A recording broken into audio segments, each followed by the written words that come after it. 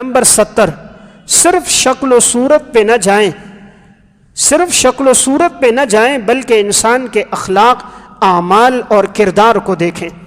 ہمیں اس پر اس روایت سے معلوم ہوتا ہے، مسند احمد کی ایک روایت ہے، آپ صلی اللہ علیہ وسلم عبداللہ ابن مسعود رضی اللہ تعالیٰ عنہ آپ کے ساتھ تھے، ایک راستے سے گزر رہے تھے تو آپ نے ایک درخت دیکھا، وہاں پہ مسواک تھی، پیلو کا درخت تھا جس سے مسواک توڑ کے کی جاتی تھی۔ تو آپ نے حضرت عبداللہ ابن مسعود سے فرمایا کہ یہ درخت ہے، اس سے مسواک لے لی جائے۔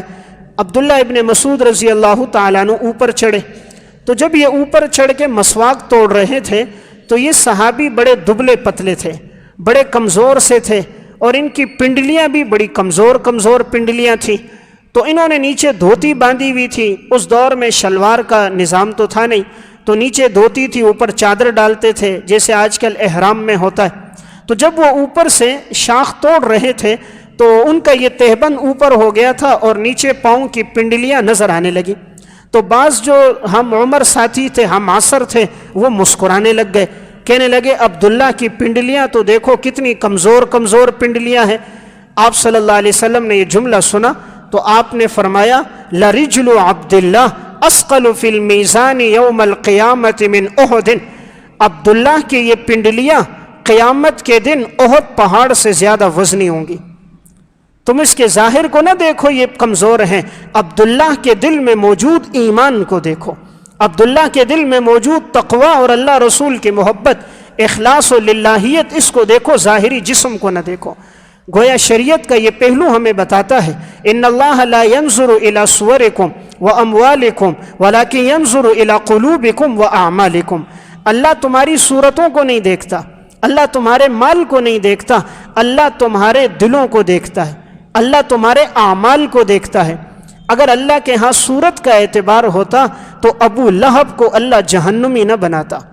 ابو لہب ایسا خوبصورت تھا، لہب کہتے شعلے کو، اس کا چہرہ یوں خوبصورتی میں چمکتا تھا جیسے شعلہ چمکتا ہے، لیکن قرآن ابو لہب کے بارے میں کہتے ما اغنی عنہ مالہ وما کسب، نہ مال کام آیا، نہ اولاد کام آئی، نہ کمائی اس کو کام آئی، اس کے دونوں ہاتھ ٹوٹ جائیں۔ شکل کا اعتبار نہیں ہے، حضرت بلال حبشہ کے رہنے والے ہیں، شکل کے اعتبار سے بڑے سیاہفام ہیں، ان کے ہونٹ پھٹے ہوئے، ایڑیاں پھٹی ہوئی، جسم بالکل سیاہ، لیکن اللہ کے ہاں ایسا مقام کہ جناب رسول اللہ صلی اللہ علیہ وسلم فرماتے ہیں عبداللہ اے بلال، میں نے دیکھا ہے کہ میں تمہارے پاؤں کی آہٹ کو جنت میں اپنے سے آگے محسوس کرتا ہوں۔ اتنا بلند اللہ نے حضرت بلال کو مقام عطا فرمایا تھا۔ اس سے معلوم ہوا شکل و صورت نہیں ہے، اسلام میں اصل چیز انسان کے اعمال اور انسان کا کردار ہے۔ نمبر 71، دشمن پر قابو پا کر اسے معاف کر دیں۔ آپ صلی اللہ علیہ وسلم کی زندگی کا ایک وصف یہ بھی تھا، اگر آپ دشمن پر قابو بھی پا لیتے پھر بھی آپ معاف کر دیتے۔ البدایہ والنہایہ میں روایت ہے، آپ صلی اللہ علیہ وسلم جب فتح مکہ کے موقع پر تشریف لائے تو اس وقت ایک کافر تھا جس کا نام تھا صفوان بن امیہ۔ یہ قبیلے کا بڑا سردار تھا، چونکہ اس نے مسلمانوں کو بڑی تکلیفیں اور اذیتیں دی تھی، اس لیے اس کو اندیشہ تھا کہ آج مسلمان مجھے نہیں چھوڑیں گے، مجھے قتل کر دیں گے۔ تو یہ صفوان بن امیہ بھاگتا مکہ سے نکل گیا، اس کا ارادہ تھا میں کسی اور ملک میں چلا جاؤں گا۔ تو وہاں ایک شخص موجود تھا جس نے آپ صلی اللہ علیہ وسلم کے عالی اخلاق کو دیکھا تھا، عمیر بن وہب اس کا نام تھا۔ وہ آپ صلی اللہ علیہ وسلم کے پاس گیا، یا رسول اللہ اگر آپ اس شخص کو امن عطا فرما دیں، اگر آپ اس کو معاف کر دیں، یہ قبیلے کا سردار ہے۔ آپ نے فرمایا جاؤ، میں نے اسے معاف کر دیا۔ اس نے کہا وہ میری بات پر اعتماد نہیں کرے گا کیونکہ اس نے مسلمانوں کو بڑی تکلیفیں پہنچائی ہیں، آپ کوئی علامت مجھے دے دیں۔ آپ صلی اللہ علیہ وسلم نے اپنا عمامہ اتار کر اسے دے دیا۔ آپ نے فرمایا کہ جاؤ یہ لے کر جاؤ، یہ علامت ہے، اسے بتا دینا کہ پیغمبر نے تمہیں امن دے دیا ہے، تم آؤ، تمہیں کچھ نہیں کہیں گے۔ صفوان بن امیہ کے پاس جب یہ پہنچے، آپ صلی اللہ علیہ وسلم کا عمامہ دکھایا تو وہ بڑے خوش ہو گئے کہ حضور مجھے معاف کر رہے ہیں۔ تو کہا ہاں حضور تمہیں معاف کریں گے۔ تو یہ جیسے آئے آپ صلی اللہ علیہ وسلم سے ملے، ایمان لے کر آئے، آپ صلی اللہ علیہ وسلم نے معاف کر دیا۔ تو دیکھیں آپ کی زندگی کا وصف تھا، دشمن پر قابو بھی پاتے تب بھی معاف کر دیتے۔ ہمارا تو بس نہیں چلتا، ورنہ دشمن ہاتھ میں آ جائے تو تکہ بوٹی ایک کر دیں۔ حالانکہ دشمن بھی کیا ہے، اس نے گالی دی ہوتی ہے یا صرف مال پہ قبضہ کیا ہوتا ہے، کسی موقع پہ تھپڑ مارا ہوتا ہے، ہم اسے نہیں چھوڑتے۔ آپ صلی اللہ علیہ وسلم نے ان لوگوں کو بھی معاف کیا جو آپ کے سگے چچا حضرت حمزہ کے قاتل تھے۔ آپ نے وحشی کو بھی معاف کیا، انہیں بھی معاف کیا جنہوں نے 13 سال ظلم و ستم کیا۔ یہ گویا امت کو ایک درس دینا تھا، عفو و درگزر زندگی میں لے کر آئیں۔ بخاری ہی کا واقعہ ہے، آپ صلی اللہ علیہ وسلم آرام فرما رہے ہیں، آپ کی تلوار لٹک رہی ہے اور ایک شخص آتا ہے، تلوار نکال کر کہتا ہے من یمنعک منی، کون آپ کو مجھ سے بچائے گا؟ آپ صلی اللہ علیہ وسلم صرف فرماتے ہیں اللہ۔ اس پہ ایسی ہیبت طاری ہو جاتی ہے، ایسا لرزہ طاری ہوتا ہے کہ اس کے ہاتھ سے تلوار گر جاتی ہے۔ آپ صلی اللہ علیہ وسلم تلوار لے لیتے ہیں، آپ فرماتے ہیں من یمنعک منی، اب تجھے کون مجھ سے بچائے گا؟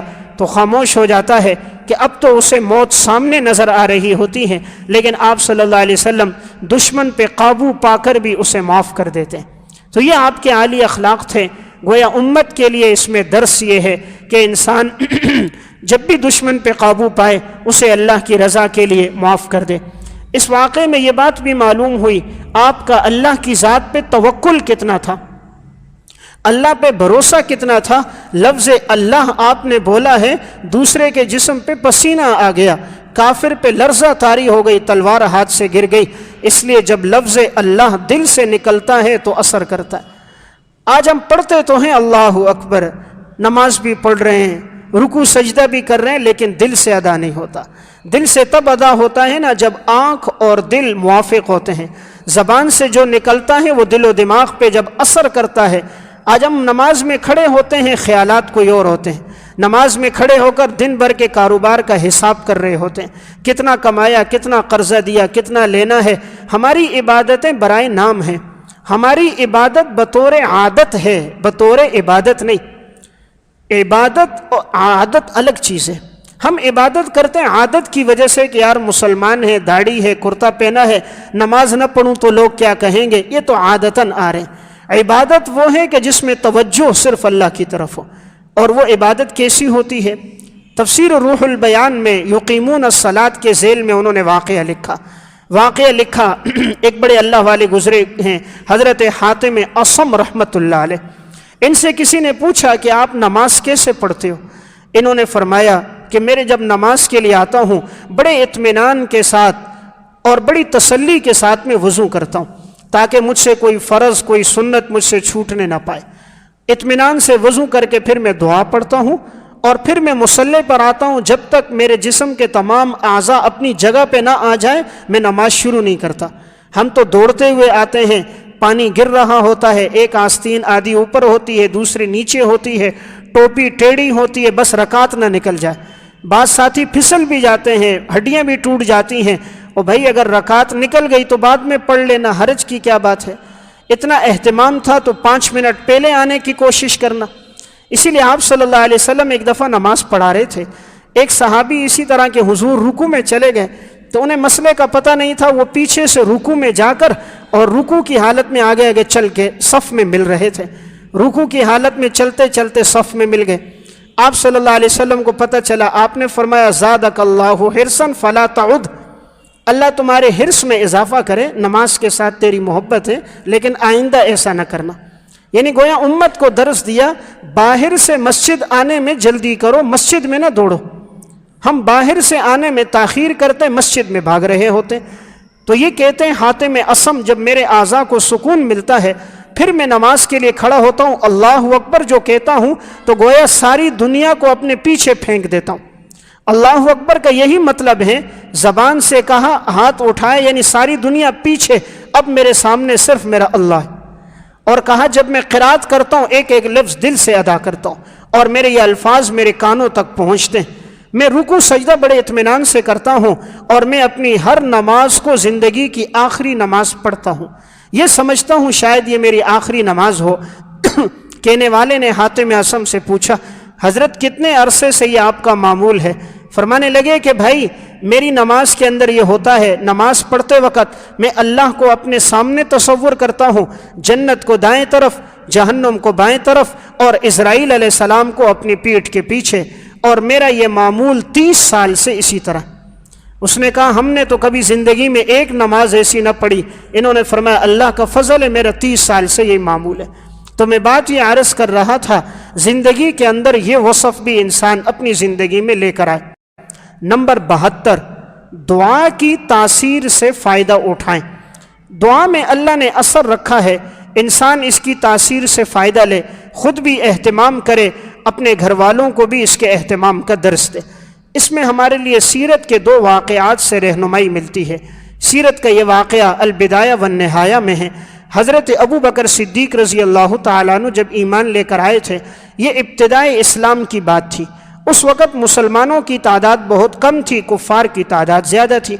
ابو بکر صدیق رضی اللہ تعالیٰ عنہ مسجد حرام آئے اور لوگوں کو دعوت دی، توحید کی دعوت دی، رسالت کی دعوت دی.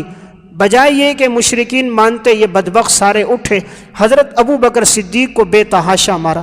اتنا مارا کہ یہ زخمی ہو گئے. اور ایک ظالم نے اپنا جوتا اتارا اور ربیعہ بن امیہ نے وہ جوتا لے کر ابو بکر صدیق کے رخساروں پہ مارا. وہ نوکیلا جوتا تھا تو صدیق اکبر کے رخسار زخمی ہو گئے اور زخموں سے خون بہنے لگ گیا. اتنا آپ کو مارا گیا کہ آپ بے ہوش ہو گئے. تو آپ کے قبیلے کے جو لوگ تھے وہ بھی کچھ آ گئے، قبیلے بنو تیم کے. وہاں چند سردار تھے، وہ بھی آ گئے. انہوں نے کہا اگر تم نے اسے مار ڈالا تو اس قبیلے کے لوگ تو تمہیں نہیں چھوڑیں گے. قبیلے والے کہیں گے یہ ہمارے قبیلے کا فرد تھا. اور جاہلیت میں تو اگر کسی کے قبیلے کے آدمی کو مار دو تو وہ جب بدلہ لیتے تھے ایک نہیں، ایک کی جگہ 20 کو مارا کرتے تھے. تو اب کہا کہ بھئی اس کو نہ دیکھو یہ مسلمان ہے، دیکھو یہ فلاں قبیلے کا ہے، اس قبیلے کے لوگ کہیں ہمارے ساتھ جنگ نہ کر دیں. اب یہ سارے کفار پریشان ہو گئے. حضرت ابو بکر صدیق کو گھر لے جایا گیا، زخمی حالت میں ہیں، بے ہوش ہیں. ان کی والدہ اس وقت تک مسلمان نہیں ہوئی تھی. اب یہ کفار بھی کھڑے ہیں، کسی طرح انہیں ہوش آ جائے، کہیں انتقال نہ ہو جائے، پھر تو یہ قبیلے کے لوگ ہم سے جنگ کریں گے.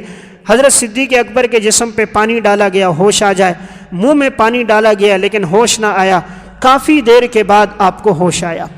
زخمی حالت میں تھے، جب ہوش آیا تو والدہ نے آپ کو پانی پلانا چاہا، کھلانا چاہا. ابو بکر صدیق نے پہلا سوال یہ کیا کہ یہ بتاؤ کہ نبی اکرم صلی اللہ علیہ وسلم کس حال میں ہیں؟ کہ میرے اوپر تو تکلیفیں آئیں، حضور بھی اس موقع پر تھے، کہیں آپ صلی اللہ علیہ وسلم کو تو کسی نے کوئی تکلیف نہیں پہنچائی. تو ابو بکر صدیق کی والدہ نے کہا کہ بیٹا مجھے حضور کے بارے میں نہیں پتا. آپ نے فرمایا میں اس وقت تک نہیں کھاؤں گا جب تک میں آپ صلی اللہ علیہ وسلم کو دیکھ نہ لوں. جب میں حضور کو دیکھوں گا تسلی ہو جائے گی تو اس کے بعد میں کھانا کھاؤں گا. تو ماں نے آگے سے کہا میں زخمی حالت میں تمہیں کیسے لے جا سکتی ہوں؟ دیکھیں ہمیں اسلام کی خاطر کسی نے ہمارے رخساروں پہ جوتے نہیں مارے. ابو بکر صدیق اس امت کا وہ انسان ہے کہ جس کو ایمان کی خاطر اس کے رخساروں پہ جوتے بھی لگے. ہمیں ایمان کی خاطر کسی نے ہمارے جسم سے خون نہیں نکالا. صدیق اکبر وہ ہے جس کے جسم سے خون بہا ہے. اسلام کی خاطر ہمارے اوپر کبھی بے ہوشی طاری نہیں ہوئی. ابو بکر اس امت کا وہ انسان ہے جو اسلام کی خاطر بے ہوش بھی ہوا. ابو بکر صدیق کا سوال کیا تھا؟ حضور کے پاس لے کر چلو. ماں نے کہا میں تو نہیں لے جا سکتی، میں بوڑھی ہوں، تم اس حال میں ہو کہ زخمی ہو. کہا جا کر ام جمیل بنت خطاب کو بلا لو. یہ عورت بھی ابھی جب انہیں بلایا گیا اس وقت تک پردے کے احکامات نہیں آئے تھے. ابو بکر صدیق نے کہا میں تمہارا سہارا لوں گا، ایک طرف والدہ کا ایک طرف ان کا، حضور کے پاس چلوں گا. دونوں کا سہارا لے کر دار ارقم میں پہنچے. آپ صلی اللہ علیہ وسلم وہاں پر موجود تھے. جیسے ہی ابو بکر صدیق کی آمد کی اطلاع ملی صحابہ بھی کھڑے ہو گئے، آپ صلی اللہ علیہ وسلم بھی استقبال کے لیے کھڑے ہو گئے. آپ نے ابو بکر کو دیکھا تو بغلگیر ہو گئے. فرمایا ابو بکر تمہیں اسلام کے لیے بڑی تکلیفیں دی گئی. ابو بکر تمہیں اسلام کے لیے بڑی تکلیفیں دی گئی. ابو بکر نے فرمایا یا رسول اللہ اگر آپ کو کچھ نہ ہوا تو مجھے اپنی اس تکلیف پر کوئی حرج کی بات نہیں. میں یہ چاہتا تھا آپ کی ذات کو کوئی تکلیف نہ پہنچے. آپ صلی اللہ علیہ وسلم اس موقع پر ابو بکر کے لیے دعائیں کرنے لگ گئے. ابو بکر نے فرمایا یا رسول اللہ میری خواہش یہ ہے کہ اللہ میری اس والدہ کو ایمان کی توفیق دے دے. تو میں جو بات عرض کر رہا ہوں کہ دعا کی تاثیر سے فائدہ لینا چاہیے. آپ صلی اللہ علیہ وسلم نے ہاتھ اٹھائے، فرمایا کہ اے اللہ ابو بکر کی ماں کو ایمان کی توفیق عطا فرما. ابھی آپ کے ہاتھ نیچے نہیں ہوئے تھے، ابو بکر کی والدہ کا دل بدل گیا. اسی موقع پہ کلمہ پڑھا اشہد ان لا الہ الا اللہ و اشہد ان محمد رسول اللہ. صحابہ اکرام نے کبھی دولت کا سوال نہیں کیا، یہ نہیں کہا یا رسول اللہ آپ یہ دعا کرو کہ اللہ مجھے دولت دے دے، اللہ مجھے پیسہ دے دے، اللہ جائیداد گوڑی مکان دے دے، نہیں، یا رسول اللہ یہ دعا کرو اللہ میری ماں کو ایمان کی توفیق دے دے۔ آپ صلی اللہ علیہ وسلم کے دستے مبارک اٹھتے ہیں، ابو بکر صدیق کی ماں ایمان لے آتی۔ اسی طرح کا واقعہ صحیح مسلم میں موجود ہے، حضرت ابو ہریرہ رضی اللہ تعالیٰ عنہ کی والدہ ایک موقع پر انہوں نے اپنی والدہ کو دعوت دی تو والدہ ایمان نہ لائیں، کچھ نازیبا الفاظ کہہ دیے۔ ابو ہریرہ رضی اللہ تعالیٰ عنہ آپ صلی اللہ علیہ وسلم کے پاس آئے، یا رسول اللہ آپ دعا کرو اللہ میری ماں کو ایمان کی توفیق دے دے۔ آپ صلی اللہ علیہ وسلم نے ہاتھ اٹھائے اور دعا کر دی، اے اللہ ابو ہریرہ کی والدہ کو ہدایت عطا فرما۔ ابو ہریرہ کہتے میں دوڑتا ہوا گھر جا رہا تھا کہ گویا زبان حال سے کہہ رہے تھے حضور کی دعا پہلے پہنچتی ہے یا ابو ہریرہ پہلے گھر پہنچتا ہے؟ فرمایا جب گھر کے دروازے پر پہنچا تو اندر پانی گرنے کی آواز آ رہی تھی، میں سمجھ گیا کہ حضور کی دعا پہنچ چکی ہے۔ میں نے دستک دی تو اندر سے والدہ نے کہا بیٹا انتظار کرو میں غسل کر رہی ہوں۔ جب انہوں نے غسل کیے دروازہ کھولا، کہا بیٹا مجھے لے کر چلو، آپ صلی اللہ علیہ وسلم کی خدمت میں ایمان لے کر آتی ہوں۔ اسی موقع پر ابو ہریرہ کی والدہ مسلمان ہو گئے۔ تو میں بات عرض کر رہا تھا دعا کی تاثیر سے فائدہ لے، اس لیے انسان کوشش کرے دعا اپنے لیے بھی کرے، اور جب کسی بزرگوں کے ہاں جانا ہو ان سے بھی دعاؤں کی درخواست کرے، کسی یتیم بیوہ مسکین کے ساتھ تعاون کر کے ان سے بھی کہے کہ ہمارے لیے دعا کرو، بزرگوں کی خدمت کر کے ان سے بھی دعاؤں کا کہے، اللہ نے ان کی دعاؤں میں بڑی طاقت رکھی ہوتی ہے۔ اردو کی کتاب ہے دعاؤں کی قبولیت کے سنہرے واقعات۔ ایک عورت کا ایک بیٹا تھا، اسے بیماری لگی، یہ بیماری بڑھتی بڑھتی گئی یہاں تک کہ اس کی آنکھوں کی بینائی چلی گئی۔ یہ ماں دعا کرتی تھی کہ اے اللہ میرے بیٹے کی بینائی تو چلی گئی ہے، اے اللہ اس کی بصیرت چلی گئی لیکن تو اس کو دل کی بصارت عطا کر دے۔ آنکھوں کی بینائی چلی گئی ہے اس کی، لیکن اے اللہ تو اس کو دین کا فہم اور سمجھ اور قلب سلیم اور عقل سلیم اسے عطا فرما دے۔ ماں یہ دعا کرتی رہی، اللہ نے بیٹے کو پھر ایسا حافظہ عطا فرمایا، وہ بیٹا نابینا تھا، جب بھی کوئی بات سنتا تھا اسے یاد ہو جاتی تھی، کئی تفسیریں اسے زبانی یاد ہو گئی، قرآن کریم کا وہ حافظ بن گیا۔ پھر اللہ تعالیٰ نے اسے 4 بیٹے عطا فرمائے، وہ 4 کے 4 بھی حافظ بنے، وہ 4 بھی عالم بنے، اور اللہ نے ان سے دین کا بڑا کام لیا۔ تو دعاؤں میں اللہ نے بڑی طاقت رکھی ہے۔ گویا سیرت کا 72واں پہلو یہ ہے کہ دعا کی تاثیر سے ہم میں سے ہر ایک آدمی فائدہ لے۔